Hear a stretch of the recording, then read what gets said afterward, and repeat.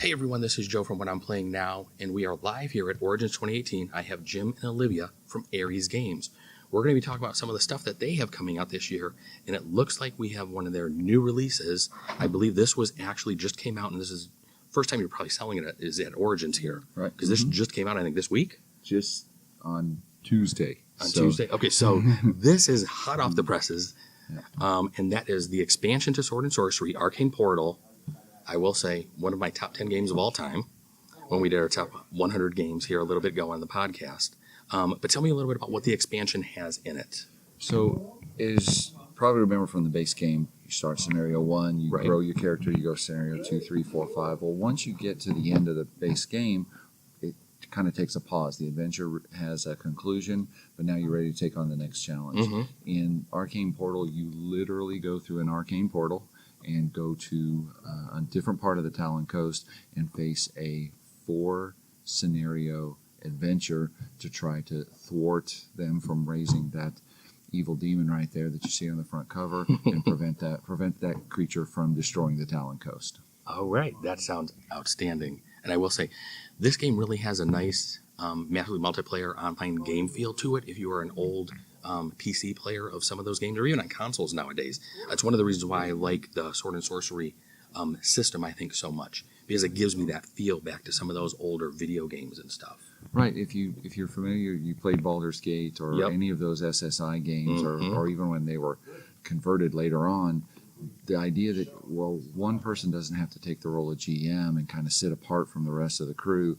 The whole team is doing the same thing. The mechanics of the game let you all work cooperatively to try to overcome the adventure.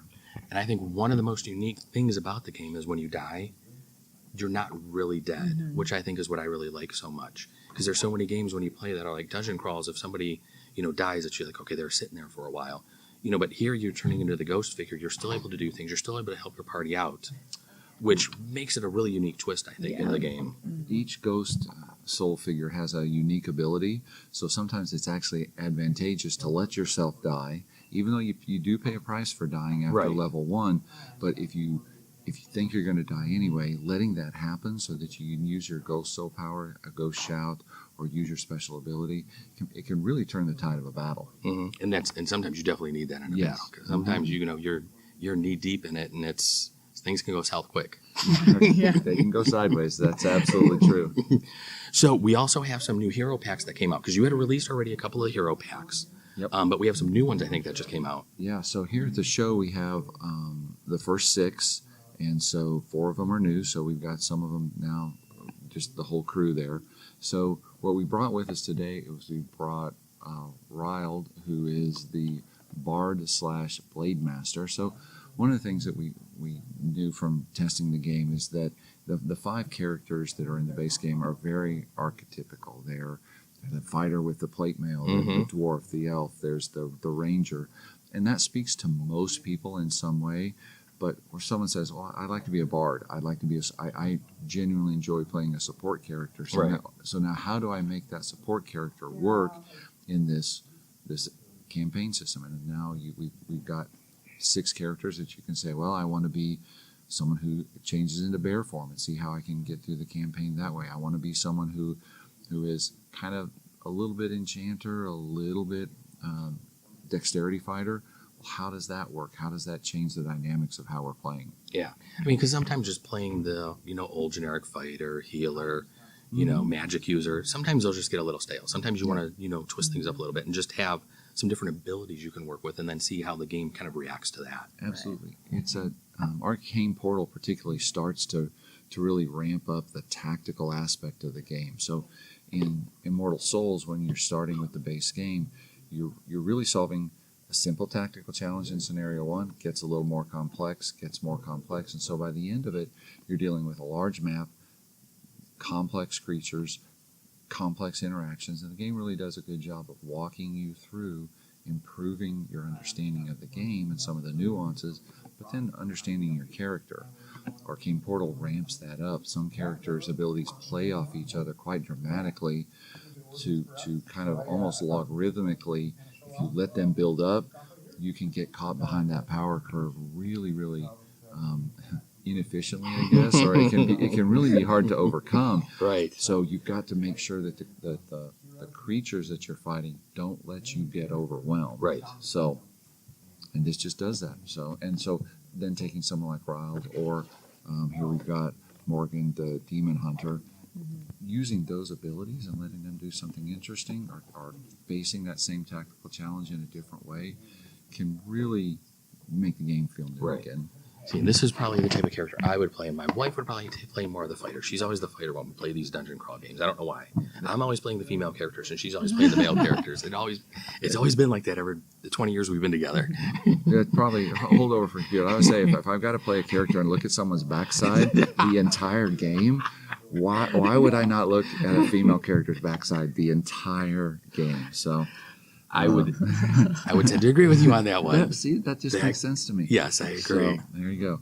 So what we've got here, this is the end boss monster for the Arcane Portal. So this is the creature you're trying to put down. You can see, I don't know if some of these show up, but you've got different types of demons. And we were talking about this earlier, is what is it about demonic cultists that are trying to bring about the end of the world? What's in it for them? But you've got some demonic cultists here who are very interested in doing exactly that. Let's bring about the end of the world and see what's left over. So they're looking for that, what's happening afterwards, that afterlife. It's the after party. Yeah, definitely, definitely. We've got some new map tiles. We've got some new effects on the boss monster. And so we're really, again, preparing you for the next expansion, which, again, higher level characters, higher level monsters, bigger loot, better equipment, so you keep ratcheting it up and bigger, up and shinier things. That's always nice. That's what it's all about in Dungeon Crawl, right? Get good stuff so you can beat good monsters, so you get better stuff. Exactly. That's the whole part of, well, I cannot wait to take a jump through the portal and actually visit this whole world. Like I said, the base game, definitely, I was very impressed with when I played, and it was a very successful Kickstarter for you guys, too. Yes, this was far and away one of our best, and so very happy with the result, and really very happy with regard to what people said they really wanted. So so one of the things that happened is testers initially, and then fans as well, said, well, we really want, for example, Ghost Soul characters. So when you do turn into a Ghost Soul, then that ability to go, well, I know that even though it's very easy to say, well, I'm this character, but I'm a Ghost Soul.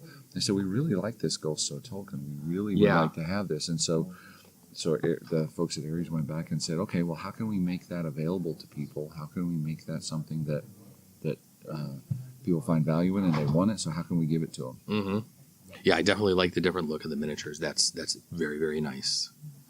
All right, that is Sword and Sorcery, Arcane Portal, and I see we have a couple other games here. So we're going to move a couple of these off to the side and then bring something else in front of us. And what do we have next? So we've got Monsters vs. Heroes. This is Volume 1, Victorian Nightmares.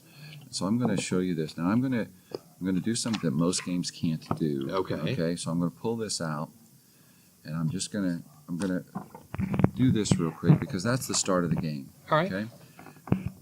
Monsters vs. Hero is sold in two what I call half decks. So this box for $15 supports 8 people playing, divided into 2 halves. Each one supports 4 players. Now I'm going to teach you the game while I shuffle.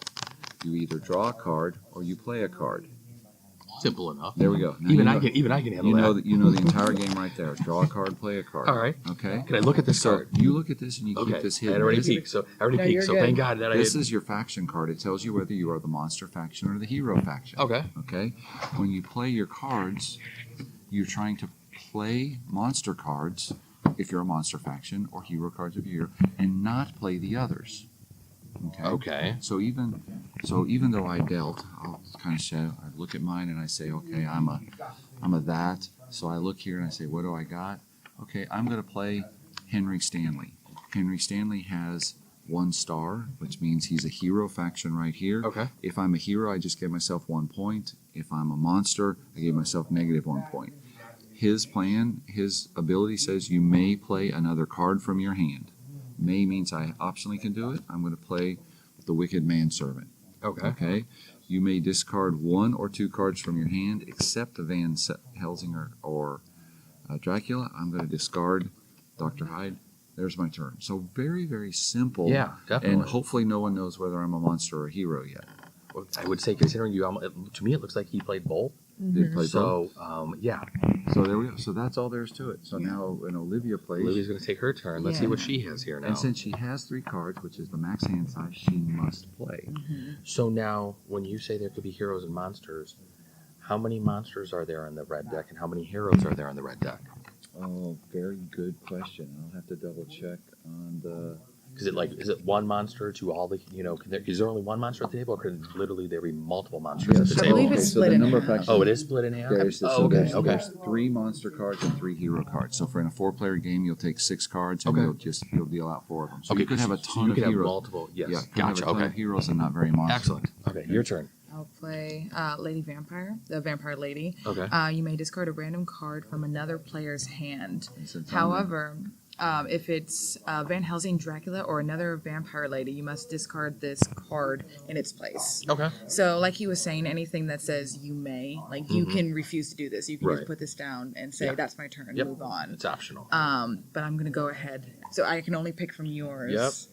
So, the Mummy. Okay, so since discarded? it will just go to discard, and then that'll be the end of my turn. Okay. So then it's my turn. Your turn. So I'm going to go ahead and I'm going to draw a card. Because you can draw or play, you said. Yeah, and your hand size is 3. So Okay. if you have 3, you have to play, even if it's a card that's not valuable for you or that hurts you. I have 0, so I have to draw. Mm-hmm. That's all there is to it. So then we played around in a little extra, and really you're just going through the game plays in under 15 minutes with 3 players like this. Probably plays closer to 10. When the last card is drawn, the game ends immediately. You count up all your positive points. You subtract all your negative points. And that's all there is to Okay, it. very simple. So this plays how many people? Up to 8? You said up to 8? Up to 8 out of the box. Did it go 2 in to 8 each or of the half 3 to 8? deck. It goes 2 to 8. 2 to 8? Okay. 2 to 8. Okay. And then if you've got 8 people, you just combine the 2 decks. Now this particular one is monsters. So you've got kind of the classical Frankenstein, Wolfman, the Mummy, and the other half of this deck is Sherlock Holmes. Oh, so you've interesting. So you've got Sherlock Holmes. They threw in Rasputin, but you've got the Baker Street Irregulars, Mycroft, Irene Adler, etc. Okay.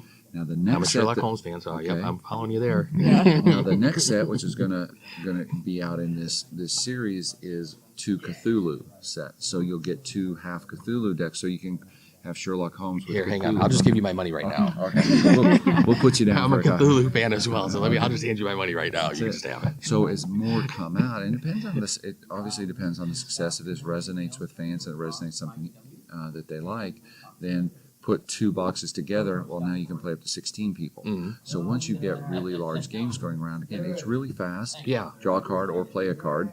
You move around the table. It goes really, really quickly. Yeah, and it's nice and light as well. There's two actions you could do: draw a card or play a card. So nice and simple. You follow what's on the card. No, that actually, and I like the art. The art style looks really sharp, and I'm glad we stopped when we did because I was a monster and had all good guys. Okay, so you're about to give yourself a negative. So I was about to start taking negative points there. And I was a hero. You'll notice here, you'll have the creature and the werewolf. For you, you had the werewolf and the mummy. So if you, at the end of the game, like when all of these are gone, if you have played these in front of you, like where my vampire lady was, if I had one or both, I would get 2 extra points at the end. Okay. So you're also trying to gain more points that way, also while ignoring the sun, trying to get the sun away from you. Right. You're the Yeah. monster. Yeah. No, that makes perfect sense because a lot of those creatures hate the sun. Yeah.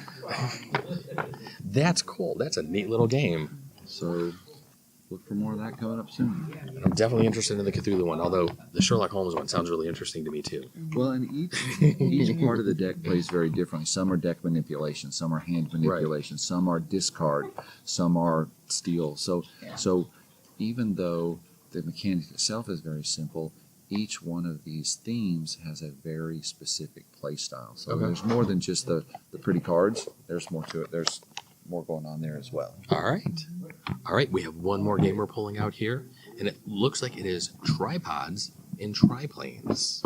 So this is coming out in a couple of months. Okay. And what we've got here is we've got the tripods. So this is actually the final art, for final paint schemes, final bases for these folks. Those look amazing. So let's see.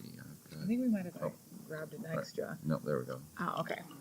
So this has a ball joint, and so it just snaps on there. So as we've been rattling it around in a box. We rattled him loose. So Tripods versus Triplanes takes the Wings of Glory system. So Wings of Glory World War I. Mm-hmm. So in the premise of this game, World War I is winding down when Mars attacks. So even though Germany knows that they've lost the war, now suddenly England, America, France come to them and say, we need your help because we alone cannot beat back this Martian invasion. Right. So suddenly that these two people who've been fighting for 4 years, tooth and nail, have to become allies to stave off the Martian menace. And so the base game itself comes with 1 tripod and 2 planes, and all the Wings of Glory World War I planes are completely compatible with this. Excellent. And then we'll be selling the tripods separately so you can have your tripod army invade the battle. Yes, and I was over at the booth earlier. There's a large selection of planes available for that game. It's pretty amazing, and we're looking at some of them are unfortunately out of stock right now. So those are the ones we look back and go, well, what do fans want? What do they like? So we appeal to people to go to the Aries website and let us know if you're missing a plane or you have something that you'd like to get, and like the Fokker D7s. Hey, we really want some more of these planes to be produced. Let us know, because that's how we know where to put our money to understand, well, what do the fans want? We're not producing something that you've already got. We want to produce something that you find value in. All right. Sounds great. So that was Tripods and Triplanes, available hopefully middle of August. Okay. There we go. You saw the knock. All right. So one more question for both of you, and we can start off with Olivia. The name of the show is What I'm Playing Now. What have you been playing lately? What's been hitting your table at home? Do you have a local game group you play with or anything? Or We back in St. Louis, where I'm from, we actually play. Honestly, we play Secret Hitler a lot. Really? Okay. That's the one that every night we throw out at least once. And you have to put your head down, and the moment that their head's up, everyone's screaming immediately. Everyone's immediately turned on each other. So that's one that I play honestly at least once a week. Excellent. What about you, Jim? What have you been playing lately?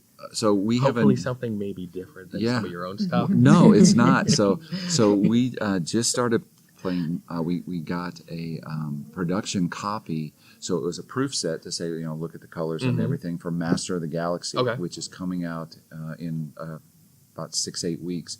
So we got that, and of course everybody's really jazzed to get a game early. Definitely. Now we've been playing Masters of the Galaxy, which we do this again. We'll talk about Masters of the Galaxy because it is excellent. An awesome 4X game. Plays really fast and is a ton of fun. Nice. That sounds great. All right, everybody. Well, there you have it. That's Aries Games here, live at Origins 2018. We'll be back later with some more interviews. Thanks for joining us. Bye-bye.